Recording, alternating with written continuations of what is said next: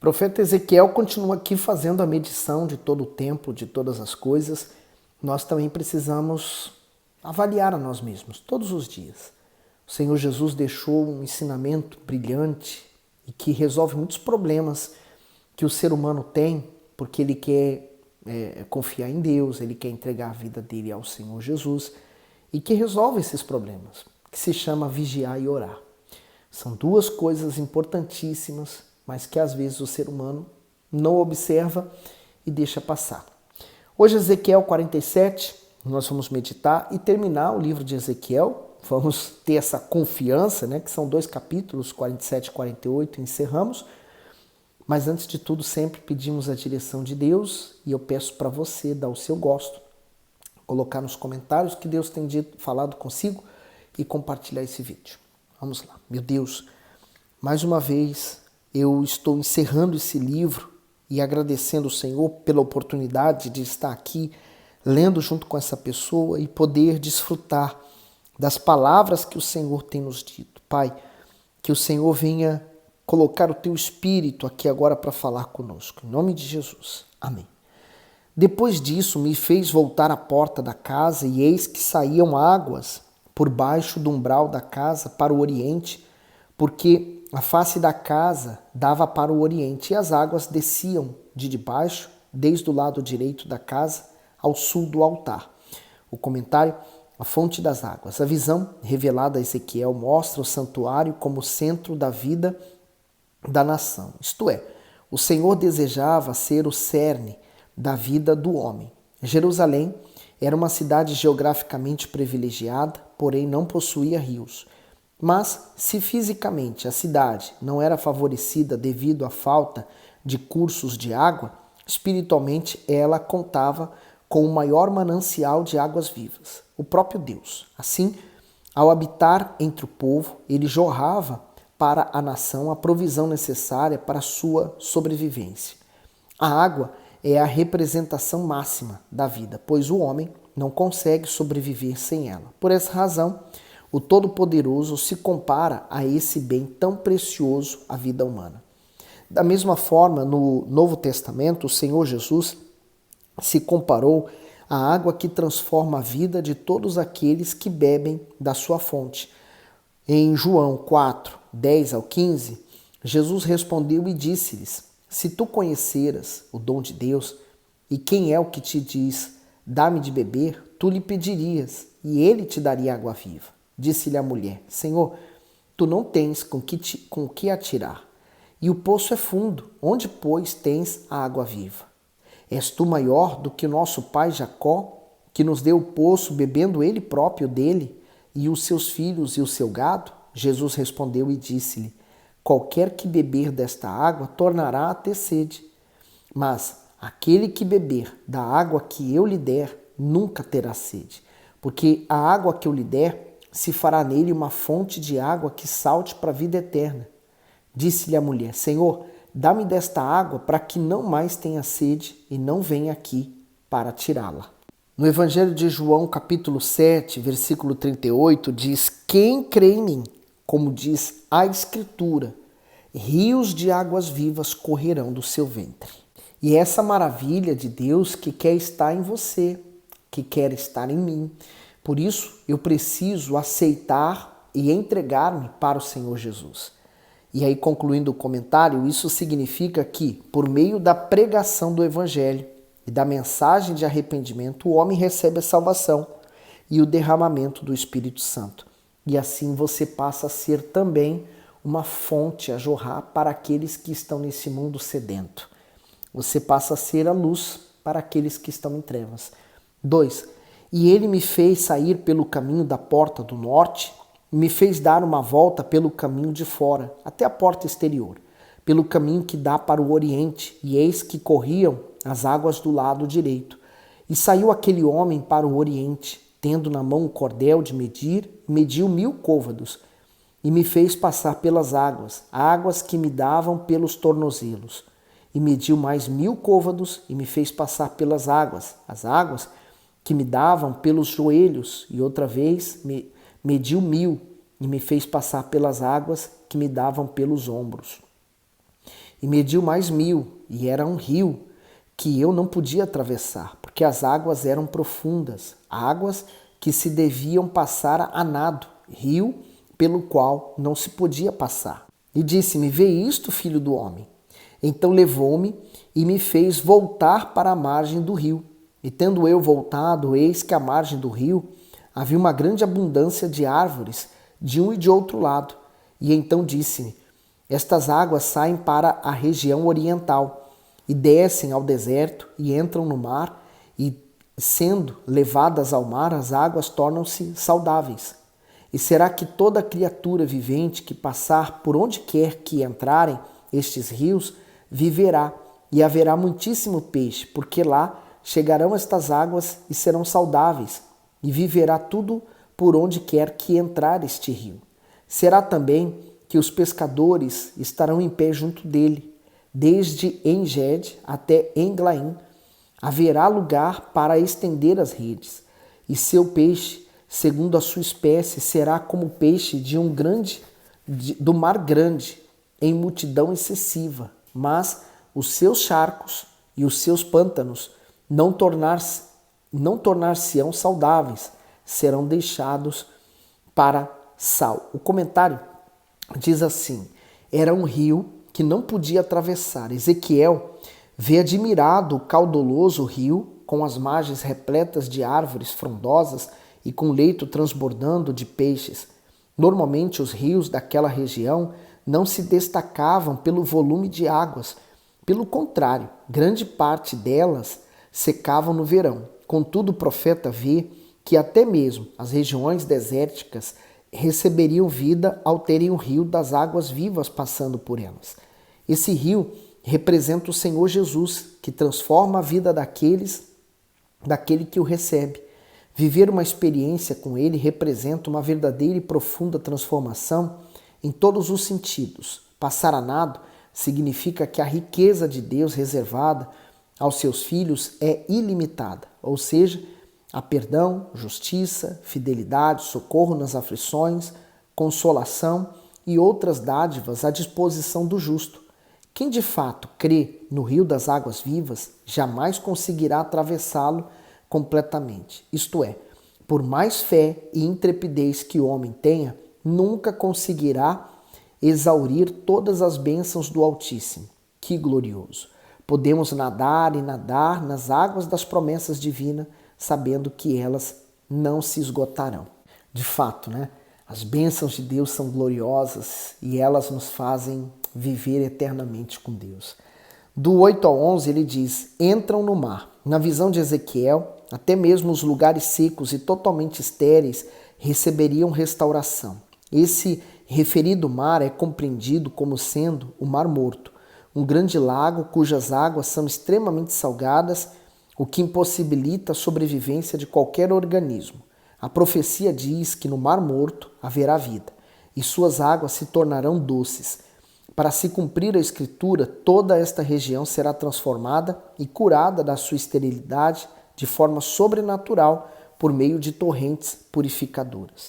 E essa profecia já vem se cumprindo em Israel nos nossos dias. Há algumas partes onde há o Mar Morto em que já há peixes, já há vegetação ao redor, isso já está mudando. Então, graças ao nosso Senhor Jesus, que essa profecia que nós estamos lendo hoje aqui, profetizada há tantos milhares de anos atrás, hoje nós já podemos ver ela se cumprindo. 12. E junto ao rio, à sua margem, de um e de outro lado, nascerá toda sorte de árvore que dá fruto para se comer. Não cairá a sua folha, nem acabará o seu fruto. Nos seus meses produzirá novos frutos, porque as suas águas saem do santuário, e o seu fruto servirá de comida, e a sua folha de remédio. O comentário diz: a árvore da vida é o símbolo da provisão de Deus para os seus filhos na eternidade. Seu fruto é abundante e perfeito. Esse suprimento divino também nos remete ao derramamento do Espírito Santo, que transforma a natureza humana e possibilita a posse da vida eterna. Onde há o Espírito de Deus, há fluxo de bênção, de fertilidade e de vida. Uma descrição semelhante da árvore da vida é encontrada em Apocalipse 22 e 2. No meio da sua praça, e de um e de outro lado do rio, estava a árvore da vida, que produz 12 frutos, dando seu fruto de mês em mês, e as folhas da árvore são para a saúde das nações. Seguindo para o 13. Assim diz o Senhor Deus, este será o termo conforme o qual repartireis a terra em herança segundo as 12 tribos de Israel.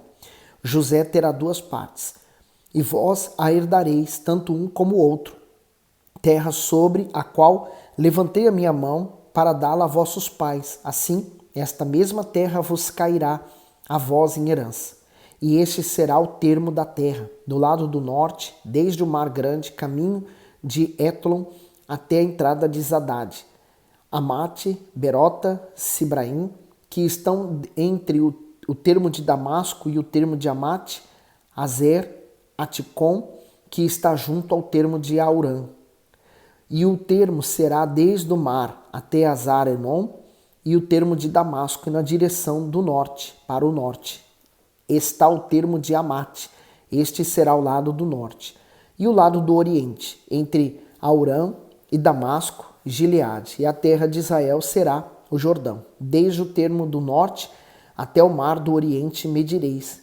Este será o lado do oriente. E o lado do sul, para o sul, será desde Tamar até as águas da contenda de Cádiz, junto ao ribeiro, até o mar grande. Este será o lado do sul. E o lado do ocidente será o mar grande, desde o termo do sul até a entrada de Amate. Este será o lado do ocidente. Repartireis, pois, essa terra entre vós, segundo as tribos de Israel. Será, porém, que a sorteareis para a vossa herança e para os dos estrangeiros que habitam no meio de vós, que gerarão filhos no meio de vós, e vos serão como naturais entre os filhos de Israel. Convosco entrarão em herança no meio das tribos de Israel. E será que na tribo em que habitar o estrangeiro, ali lhe dareis a sua herança, diz o Senhor Deus. Comentário: os estrangeiros, o Altíssimo assegura os direitos patrimoniais, a justiça e o respeito aos estrangeiros residentes em Israel. Mesmo não pertencendo a nenhuma das 12 tribos, eles deveriam ser integrados à sociedade e possuir terras. Com a vinda do Messias, foi cancelada a distinção espiritual entre judeus e gentios. Assim, qualquer pessoa que se volta para a fé no Senhor Jesus pode fazer parte do povo de Deus e compartilhar do direito à sua herança espiritual. E até vou um pouco além, todos aqueles que creem em Jesus se tornam herdeiros das promessas que Deus fez a Abraão, passam a ser também herdeiros delas. Ezequiel 48, eu quero até começar pelo comentário, do 1 ao 29. Estes são os nomes.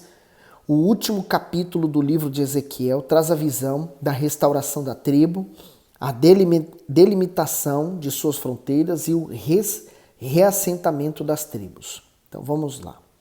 E estes são os nomes das tribos, desde o extremo norte ao longo do caminho de Etlon, indo para Amate até Azar-Enon, termo de Damasco para o norte ao pé de Amate. Teradã, uma parte desde o lado oriental até o ocidental. E junto ao termo de Dan, desde o lado oriental até o ocidental, Aser terá uma porção.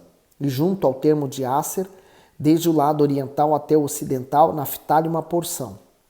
E junto ao termo de Naftali, desde o lado oriental até o lado ocidental, Manassés uma porção.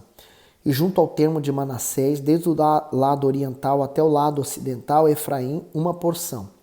E junto ao termo de Efraim, desde o lado oriental até o lado ocidental, Ruben, uma porção.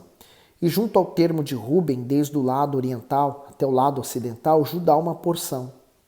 E junto ao termo de Judá, desde o lado oriental até o lado ocidental, terá a oferta que é vez de fazer de 25.000 canas de largura e de comprimento de cada uma das porções, desde o lado oriental até o lado ocidental, e o santuário estará no meio dela. A oferta que há vez de oferecer ao Senhor será de comprimento de 25.000 canas e da largura de 10.000. E ali será a oferta santa para os sacerdotes, medindo para o norte 25.000 canas de comprimento e para o ocidente 10.000 de largura, e para o oriente 10.000 de largura, e para o sul 25.000 de comprimentos. E o santuário do Senhor estará no meio dela, e será para os sacerdotes santificados dentre os filhos de Zadok, que guardaram a minha ordenança, que não se desviaram, quando os filhos de Israel se extraviaram, como se extraviaram os outros levitas. E eles terão uma oferta, da oferta da terra, lugar santíssimo, junto ao limite dos levitas. E os levitas terão, consoante ao termo dos sacerdotes, 25.000 canas de comprimento, de largura 10.000. Todo o comprimento será 25.000 e a largura 10.000. E não venderão disto, nem tocarão, nem transferirão as primícias da terra, porque é santidade ao Senhor. Mas as 5.000 canas, as que restaram da largura, diante das 25.000, ficarão para uso comum, para a cidade, para a habitação e para arrabaldes, e a cidade estará no meio delas. E estas serão as suas medidas: o lado do norte de 4.500 canas, o lado do sul de 4.500, o lado oriental de 4.500 e o lado ocidental de 4.500. E os arrabaldes da cidade serão para o norte, de 250 canas para o sul e 250 para o oriente, e de 250 para o ocidente e de 250. E quanto ao que restou do cumprimento consoante com a santa oferta, será 10.000 para o oriente e 10.000 para o ocidente, e corresponderá a santa oferta, e a sua novidade será para o sustento daqueles que servem a cidade. E os que servem a cidade servi-la-ão dentre todas as tribos de Israel. Toda a oferta será de 25.000 canas, com mais 25.000. Em quadrado oferecereis a oferta santa com a possessão da cidade. E o que restou será para o príncipe, deste e do outro lado da oferta santa e da possessão da cidade, diante das 25.000 canas de oferta, até o termo do oriente, e do ocidente, diante das 25.000 até o termo do ocidente, correspondente às porções, será para o príncipe, e a santa oferta e o santuário da casa estarão no meio dela. E desde a possessão dos levitas e desde a possessão da cidade, no meio do que pertencer ao príncipe, entre o termo de Judá e o termo de Benjamim, será isso para o príncipe. E quanto ao restante das tribos, desde o lado oriental até o lado ocidental, Benjamim terá uma porção. E junto ao termo de Benjamim, desde o lado oriental até o lado ocidental, Simeão terá uma porção. E junto ao termo de Simeão, desde o lado oriental até o lado ocidental, Issacar terá uma porção. E junto ao termo de Issacar, desde o lado oriental até o lado ocidental, Zebulon terá uma porção. E junto ao termo de Zebulon, desde o lado oriental até o lado ocidental, Gade terá uma porção. E junto ao termo de Gate, ao sul, do lado sul, será o termo desde Tamar, até as águas da contenda de Cádiz, junto ao rio, até o mar grande. E esta é a terra que sorteareis em herança às tribos de Israel, e estas são as suas porções, diz o Senhor Deus. E estas são as saídas da cidade desde o lado norte, 4.500 canas por medida. E as portas da cidade serão conforme os nomes das tribos de Israel. 3 portas para o norte, a porta de Ruben uma, a porta de Judá outra e a porta de Levi outra. E do lado oriental, 4.500 canas e 3 portas, a saber, a porta de José, uma, a porta de Benjamim outra e a porta de Dan outra. E do lado sul, 4.500 canas por medida. E 3 portas, a porta de Simeão uma, a porta de Issacar outra e a porta de Zebulon outra. E do lado ocidental, 4.500 canas. E as suas 3 portas, a porta de Gate uma, a porta de Asser outra e a porta de Naftali outra. 18.000 canas por medida terá ao redor. E o nome da cidade desde aquele dia será: o Senhor está ali. O comentário diz: o nome da cidade será: o Senhor está ali. A esplêndida revelação ao profeta dava a Israel a certeza de que Deus habitaria entre o seu povo. Isso era a garantia de que a nação iria desfrutar de sustento, proteção e paz. Esse é o desejo de todo ser humano. No entanto, essa promessa só é cumprida na vida daqueles que se voltam a Deus. Isso não significa ausência de lutas, pois o justo sofre para que a sua fé seja exercitada e não se esfrie em momento algum. Contudo, ele desfruta da segurança e da presença do Senhor Jesus todos os dias de sua vida. Mateus 28:20. e ensinando-os a guardar todas as coisas que eu vos tenho mandado. E eis que estou convosco todos os dias até a consumação do mundo. Amém. A verdade é que quando se crê em Deus, tem fé nele, você tem essa segurança, essa paz. Você sabe que Deus é com você. O comentário continua: por meio do seu Espírito, ele o fortalece e o guia. E aí vem João 16:13. Mas quando vier aquele, o Espírito de verdade, ele vos guiará em toda a verdade.